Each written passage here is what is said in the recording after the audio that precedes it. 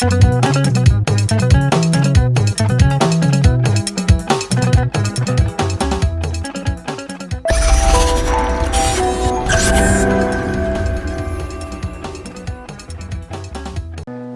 sur ITV, dans l'émission Décortica Éco, qui est l'émission consacrée aux questions économiques, qui aujourd'hui aborde un certain nombre de sujets variés, mais dont l'essence tourne autour de questions assez intéressantes pour ouvrir les yeux justement sur la réalité économique de ce pays. Notamment la question des embouteillages à Dakar, mais en même temps aussi la question de l'agriculture, de l'agrobusiness, de l'agro-industrie, qui peut faire valoir au pays justement des lauriers assez intéressants. Mais tout ceci aussi se fera avec un invité de marque. Je veux parler donc du professeur Madi Cissé, titulaire justement des universités, docteur ingénieur en agroalimentaire. Docteur Cissé est professeur des universités. Bonsoir. Bonsoir, monsieur Ndiaye. Alors, Dakar est connu justement comme une ville dynamique où il y a énormément de population. Est-ce que cela peut se conjuguer avec un avenir industriel au plan agricole? Effectivement, qui dit une ville importante, peuplée en population, dit beaucoup de consommateurs pour le secteur de l'agro-industrie. A-t-on le sentiment que les Dakarois peuvent justement aujourd'hui se reconvertir dans l'agriculture?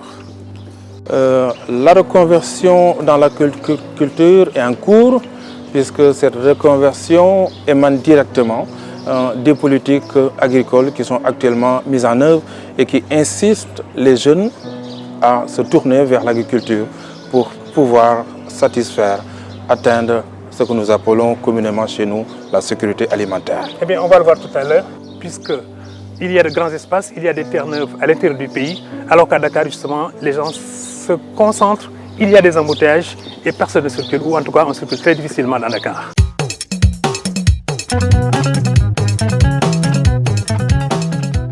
Difficile, atroce, dur, les qualificatifs ne manquent pas pour déplorer les nombreux désagréments causés par les embouteillages à Dakar.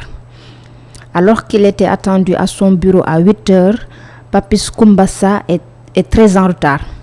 Rencontré à Colobane, il presse le pas, craignant de fâcher encore plus son patron. Je suis responsable parc Riffeur à CMA-CGM. Je suis père de famille, oui. Ah, mais avec tous ces chantiers de Macky Sall là, vraiment, embouteillage, il faut nous décanter. Vraiment, c'est difficile et c'est atroce. On les vit difficilement. Vraiment, c'est atroce. Presque j'ai quitté ma maison vers 6h30. Je ne parviens pas à arriver très tôt au travail. Des fois 8h30, 9h moins. On ne peut pas arriver à chaque fois en retard au travail. Bouyagé, sa employeur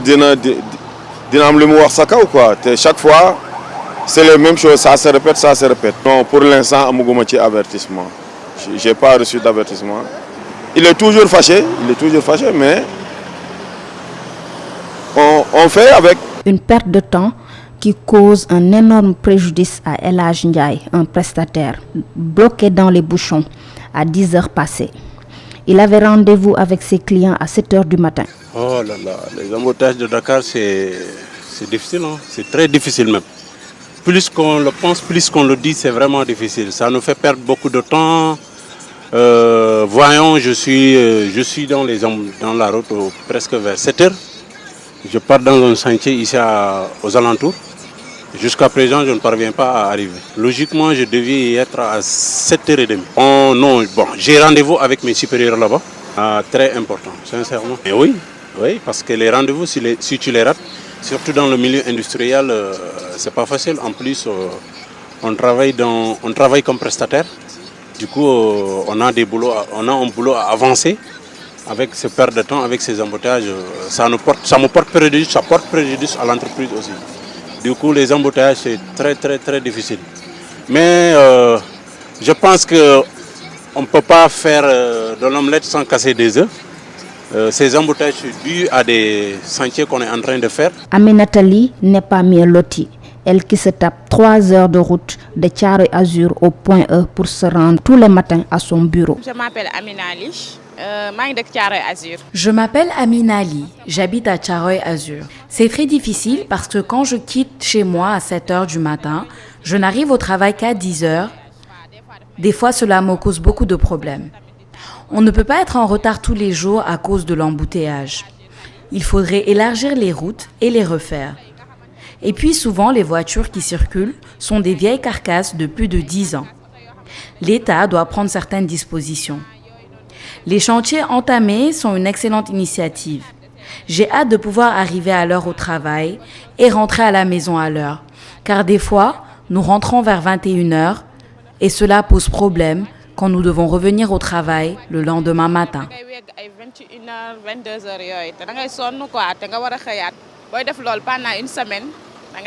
Les dégâts sont également énormes chez les chauffeurs. Les embouteillages impactent sur leurs recettes, se plaint l'un d'eux. Mamadou Dia, interrogé à Sam.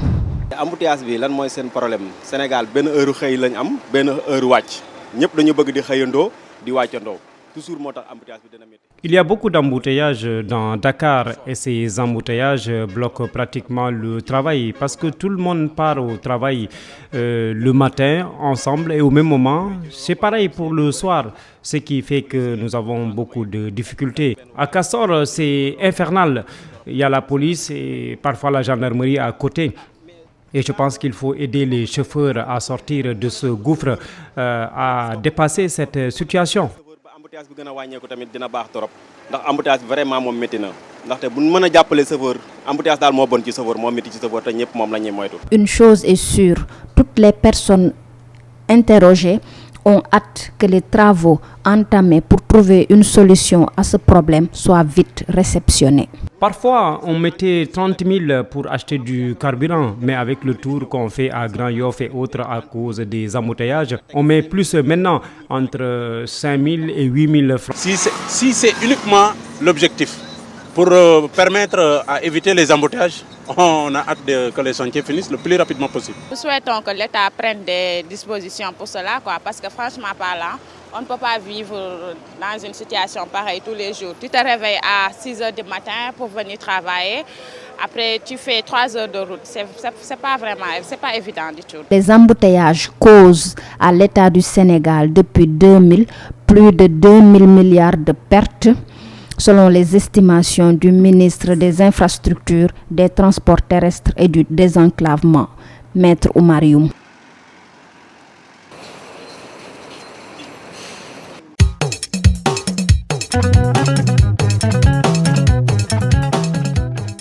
Retour sur le plateau, dans ce cadre enchanteur justement d'un réceptif dakarois, pour continuer justement avec notre invité, professeur Cissé. Nous venons de voir un élément justement sur les embouteillages à Dakar. Qu'est-ce que ça vous inspire? Ça m'inspire que c'est un fléau qu'il va falloir trouver des remédiations, des solutions, puisque ça va avoir un impact, ça a déjà un impact sur l'activité économique, sur l'activité de production de tout un chacun d'entre nous. A-t-on idée d'une solution pérenne qui partirait sans doute justement du secteur que vous connaissez très bien puisque vous en êtes un spécialiste, l'agroalimentaire?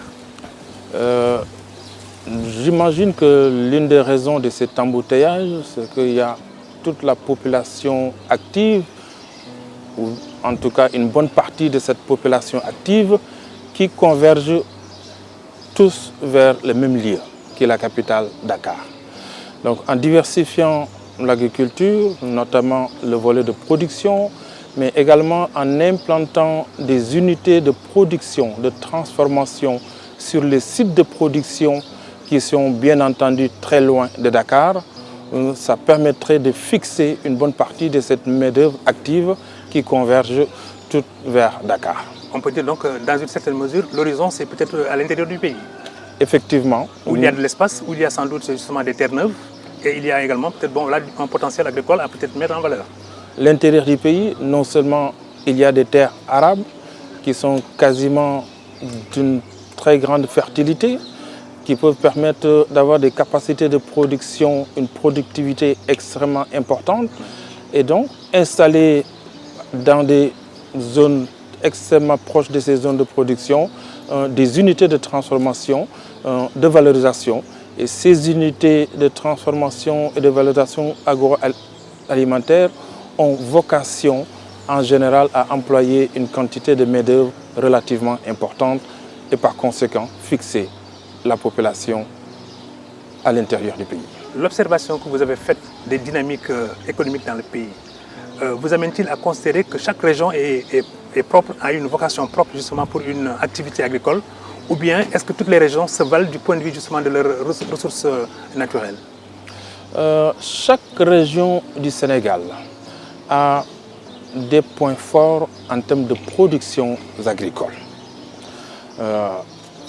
D'ailleurs, c'est partant de ce constat que le gouvernement du Sénégal a mis en place un programme très ambitieux qui est le programme des agropoles. Ce programme agropole qui, dans sa première phase, est constitué de la mise en place de 3 agropoles, tient compte de cette spécificité, des particularités de production au niveau de chaque région agricole du Sénégal. Par exemple, l'agropole sud, qui polarise les régions de Ziguinchor, de Sédhiou et de Kolda, va se focaliser sur 2 principales filières, à savoir la filière de l'anacarde et la filière mangue. Parce que ces 2 filières sont particulièrement développées dans les 3 régions que je viens d'évoquer. Il y a également l'agropole nord qui va voir le jour également, qui va se focaliser sur les filières riz, les filières oignons et sur les filières viande. Ces filières sont particulièrement importantes, développées dans les régions de Saint-Louis, de Matam et de Podor. Voilà. Indépendamment donc de ces aspects qui sont liés aux régions, pour chacune d'elles en raison effectivement de ces spécificités, il y a peut-être aussi une possible interpénétration de ces régions, ne serait-ce que pour peut-être au niveau des échanges, puisque qui parle effectivement de production doit dire également échange et écoulement justement des productions. Mais mieux, la question finale, c'est peut-être la transformation de ces produits du cru. Est-ce qu'il y a des prédispositions à prendre pour que l'ensemble de ces pôles que vous venez d'évoquer puissent maintenant se consacrer à des processus de transformation des produits du cru? Exactement, c'est en fait le rôle premier des agropoles. J'en ai cité 2, mais il y a également un 3e agropole qui est l'agropole centre, qui va focaliser les régions de Kaolack, de Fatick, de Kaffrine et de Diourbel. Oui. La vocation de ces agropoles, c'est justement de transformer, de mettre de la valeur ajoutée à ces produits agricoles. C'est à partir de ces produits agricoles d'enclencher tout un processus de transformation, de valorisation, de pouvoir produire N produits à partir d'une seule matière première. Je prends l'exemple de la mangue. La mangue que vous connaissez, que les Sénégalais apprécient en général, cette mangue va être transformée en nectar, va être transformée en confiture, va être transformée en gelée, va être transformée en mangue séchée. Donc il va y avoir tout un ensemble de produits dérivés et ceci va permettre de rajouter, de mettre de la valeur ajoutée aux produits agricoles. Autrement dit, ces techniques sont déjà prêtes. Il suffit simplement peut-être que les industries s'installent pour que voilà, le processus s'enclenche. Exactement. D'ailleurs, c'est le rôle des études de faisabilité qui sont en cours actuellement dans le cas de l'agropole sud. L'agropole, une fois que l'agropole est fonctionnel, les industriels pourront accéder à cet agropole, vont pouvoir bénéficier d'une infrastructure de qualité, vont pouvoir bénéficier des outils de production de dernière génération et vont pouvoir également bénéficier de tout un ensemble de services support qui permettent la production mais également l'écoulement des produits finis, aussi bien pour le marché national mais également pour le marché export. Professeur, Vous avez évoqué donc les plateformes et les infrastructures de base qui sont nécessaires effectivement à cette transformation, à ce processus de transformation. Mais qu'en est-il maintenant des ressources, notamment des ressources financières et des ressources humaines? Les ressources humaines, elles sont disponibles, les ressources humaines. Puisque qui dit transformation, qui dit industrialisation, dit forcément des ressources humaines compétentes. Il nous faut, ça commence depuis l'amont, c'est-à-dire depuis la production. Et cette production nécessite des ingénieurs agronomes, nécessite des techniciens supérieurs en agriculture, dans le domaine du conseil rural. Et les établissements d'enseignement supérieur sénégalais, y compris les universités et les écoles de formation, produisent suffisamment de ressources humaines qualifiées dans toute la chaîne de valeur. Très bien. Depuis l'amont jusqu'à la commercialisation, en passant bien entendu par la production, la transformation, par la la commercialisation. Maintenant les capitaux, les capitaux sont disponibles. Si je prends le cas de l'agropole sud, oui, dont les études de faisabilité sont actuellement en phase terminale. Il est prévu un partenariat public-privé.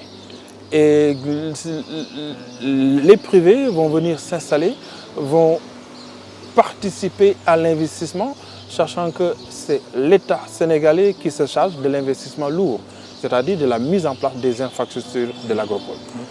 Certains de vos collègues spécialistes justement des questions agricoles disent également que si on relance l'innovation, on donne au savoir-faire sénégalais des avantages comparatifs pour ne serait-ce que fixer peut-être le capital humain et en même temps aussi attirer le capital financier. Vous partagez justement cet avis? L'innovation est importante et primordiale pour le développement du secteur agricole, notamment la transformation agroalimentaire, puisqu'il s'agira de se différencier par rapport à la concurrence. Nous sommes dans un monde globalisé. Oui. Nous ne sommes pas les seuls producteurs. Cette touche d'innovation, elle est extrêmement importante et les établissements tiennent compte de la mise en place de parcours qui favorisent l'innovation. Et l'innovation est déjà présente dans le secteur agroalimentaire. Très bien. Souvent aussi, il est reproché sans doute aux produits du cru du Sénégal quelques invariants, notamment peut-être, soit c'est l'attaque de quelques acariens, ou bien peut-être les poisons dérivés sans doute justement des engrais. Est-ce que le savoir-faire technique sénégalais maintenant est au point pour pouvoir peut-être dissuader, n'est-ce pas, les pays consommateurs, ceux qui absorbent justement nos produits, de continuer à sans doute promener un regard de vigilance par rapport à tout ce qui vient du Sénégal? Je vais répondre à cela à travers un exemple qui est très très simple, c'est le cas de la mangue. Avec la mangue, vous savez, il y a ce que les spécialistes appellent la mouche des mangues. La mouche des mangues. La mouche des mangues, par le passé, a créé des inconvénients à l'économie sénégalaise, oui, puisque nos mangues étant exportées vers l'Union européenne, oui, si ces pays décèlent ne serait-ce qu'une mangue avec une mouche des mangues, cette mangue nous est retenue. Tout le conteneur est retourné à la cargaison. Toute oui, la cargaison. Ça a été aussi le cas justement de la Chine avec l'aflatoxine. Exact. Mais depuis plusieurs années, les autorités du pays ont mis en place de vastes programmes de lutte contre cette mouche des mangues. Et nous sommes passés en l'espace de moins de 8 ans de 2000 tonnes de mangues exportées dans l'Union européenne à pratiquement 20 000 tonnes de mangues exportées dans l'Union européenne en 2018. Cela dénote des évolutions, des pas de géants qui ont été réalisés pour garantir une meilleure qualité sanitaire des produits que nous soumettons à l'exportation, mais également des produits que nous nous recommandons à nos compatriotes sénégalais pour leur consommation quotidienne. Est-ce qu'en amont également de l'écoulement justement de nos productions, une fois transformées dans le pays, ne s'agirait-il pas, selon vous, de mieux connaître donc les marchés, les attentes des marchés occidentaux, notamment européens, avant justement de pouvoir y écouler nos productions? On dit souvent qu'il faut vendre avant de produire. C'est la devise que la plupart des industriels adoptent maintenant. Oui. Vendre avant de produire. Oui. Cela suppose que nous connaissons exactement quelles sont les attentes des consommateurs et l'industriel va tout faire pour se caler, pour s'adapter, pour remplir le cahier de charge de ses consommateurs. Eh bien, pour illustrer les propos très clairs du professeur Madi Cissé, nous allons nous rendre dans les Niayes avec notre reporter Ibrahima Kamara qui a fait effectivement du terrain pour nous rapporter justement ces images saisissantes.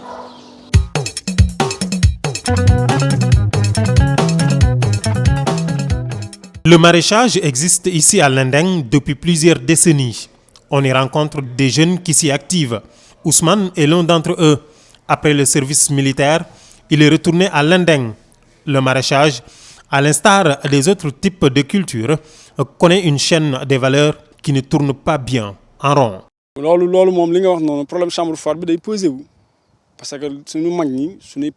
Nous avons des difficultés de conservation de nos produits, la carotte, l'oignon, entre autres produits.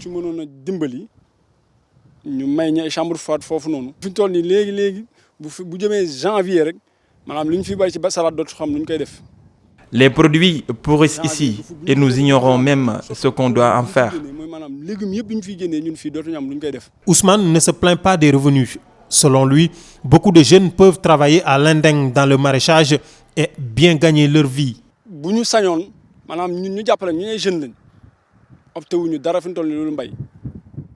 Plus de dizaines peuvent travailler ici dans le champ et gagner en moyenne 300 000 francs de salaire par mois.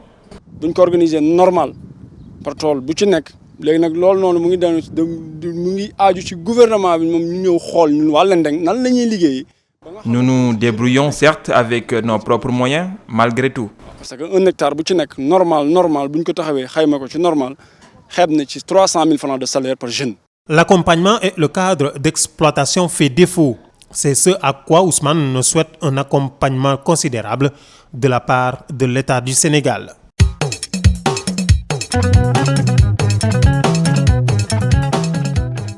Alors, professeur, nous avons vu justement aussi ce reportage de notre confrère Ibrahima Kamara dans les Niayes. Les Niayes doivent-elles être laissées justement à l'État ou bien faut-il peut-être améliorer un peu la texture des Niayes?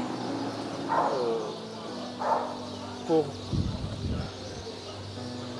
augmenter la productivité agricole, il est important que cette zone de Niayes soit mieux prise en compte dans les politiques de développement local. C'est une zone extrêmement importante dans l'atteinte de la sécurité alimentaire du Sénégal et particulièrement de Dakar, puisque c'est dans cette zone que nous produisons quasiment l'essentiel de la production horticole que nous consommons à Dakar. L'équipe nous a montré également peut-être qu'il y a les agglomérations qui commencent effectivement à s'étendre à l'infini. Ça aussi, ça réduit sans doute les espaces cultivables. Ça réduit effectivement les espaces cultivables. Cependant, avec l'amélioration des techniques culturelles, avec l'augmentation de la productivité, de plus en plus, l'agriculteur a besoin de moins d'espace pour cultiver plus et mieux. Et être dans une rentabilité certaine. Être dans une rentabilité extrêmement importante pour compenser la diminution des superficies cultivables, mais également pour compenser également les effets du changement climatique. Okay.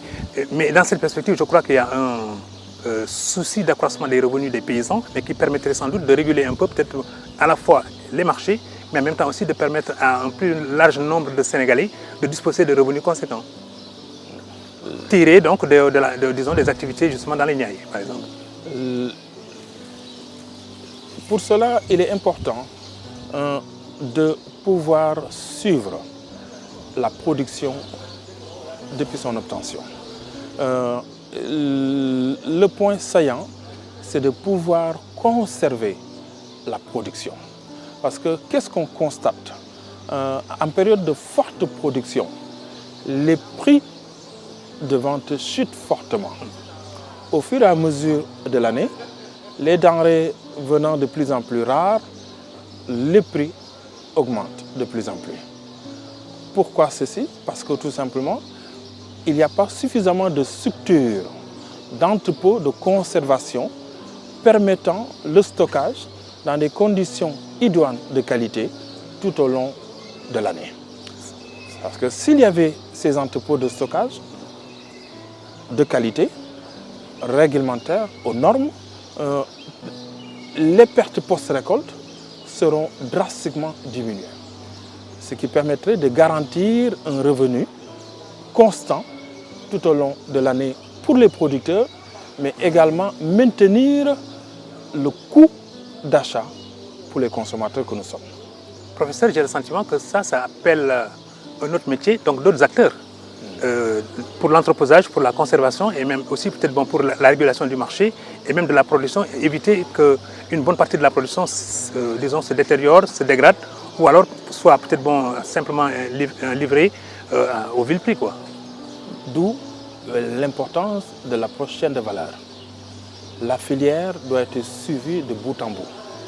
Et chaque maillon de la chaîne, chaque maillon de la filière a un rôle important à jouer pour pouvoir avoir tout un ensemble d'objectifs tels que le maintien des prix, tels que le maintien de la qualité, tels que la régularité de la production, la disponibilité de la production tout au long de l'année avec un rapport qualité-prix extrêmement élevé. Autrement dit, ça signifie que tous les acteurs donc, de la filière ou bien des filières doivent s'entendre sur les impératifs, n'est-ce pas, de prise en charge sans doute des filières dans lesquelles ils s'activent. C'est dans ce cadre que beaucoup de filières s'organisent. Beaucoup de filières s'organisent en coopérative, en interprofession. Cela permet à chaque maillon de la filière de dire quel sont son niveau d'implication, quel sera son niveau de contribution pour l'atteinte des objectifs globaux de la filière. En termes de revenus maintenant, si ce processus-là est bien enclenché et également bien perçu justement par les acteurs, qu'est-ce qui peut en résulter comme conséquence positive pour le monde agricole et l'agrobusiness notamment dont vous êtes le spécialiste? Les conséquences positives sont nombreuses. Ça va permettre aux producteurs de vendre sa récolte avant même de commencer la production. Donc vendre avant de produire. Avant de produire. Oui. L'industriel, le transformateur, va être rassuré, sera rassuré, puisque cet industriel va disposer d'une matière première de qualité à date échue, avec toujours le bon rapport qualité-prix. Cet industriel va pouvoir, avec cette matière première de qualité, mettre en place, appliquer son processus de transformation, mettre de la valeur ajoutée pour fabriquer plusieurs produits à destination du consommateur. Mais l'industriel va pouvoir optimiser ses coûts de production et donc avoir des produits finis avec les coûts de production les plus bas possibles, ce qui permettrait aux consommateurs d'avoir accès à ces produits finis avec un coût raisonnable et bien entendu une qualité optimale sur le plan nutritionnel. Maintenant, les banques ou les établissements financiers, eux aussi, ils ont leur rôle à jouer justement dans ce processus de synergie pour permettre donc à la production sénégalaise d'avoir un bon standing. Si on revient au processus que je viens d'évoquer, depuis le producteur jusqu'au consommateur. Si la banque sait que la totalité de la production sera entièrement achetée par un industriel, la banque sera extrêmement favorable pour prêter les fonds aux producteurs pour enclencher le processus, puisque cette dernière va être sûre et certain qu'elle sera remboursée, puisque l'acheteur est déjà là. L'acheteur a déjà signé des contrats fermes avec le producteur. Souvent, la question des aléas climatiques aussi est invoquée comme réticence des banques à justement accompagner les agriculteurs. Parce qu'ils disent que d'une saison à une autre, rien n'est certain. Et justement, dans ces banques, il y a quand même le crédit agricole. Oui. Le crédit agricole qui, de par son métier, va également prendre en compte ces risques qui sont liés aux aléas climatiques. Autrement dit, si tous ces acteurs dynamisent donc un secteur, c'est le printemps donc de l'agriculture sénégalaise. L'agriculture sénégalaise est à un tournant décisif. Parce que d'abord, il y a une forte volonté des autorités étatiques de faire de l'agriculture le moteur de la croissance économique et sociale de notre pays.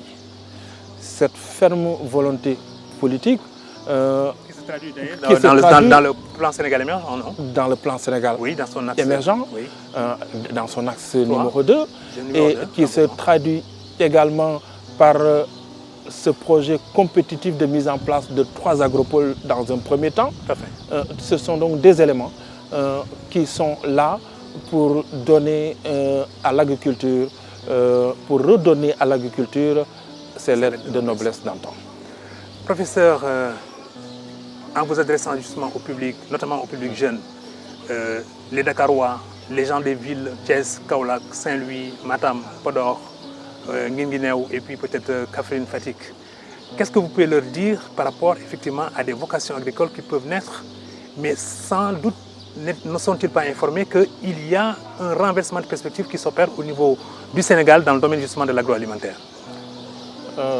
À ces nombreux jeunes, je leur dis tout simplement que l'avenir de ce pays se trouve dans l'agriculture et la transformation agroalimentaire.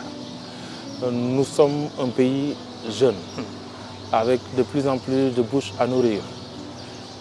Nous devons impérativement booster notre production agricole, mais apporter de la valeur ajoutée, transformer cette production agricole pour non seulement limiter de manière drastique les pertes post-récolte, mais également apporter de la valeur ajoutée.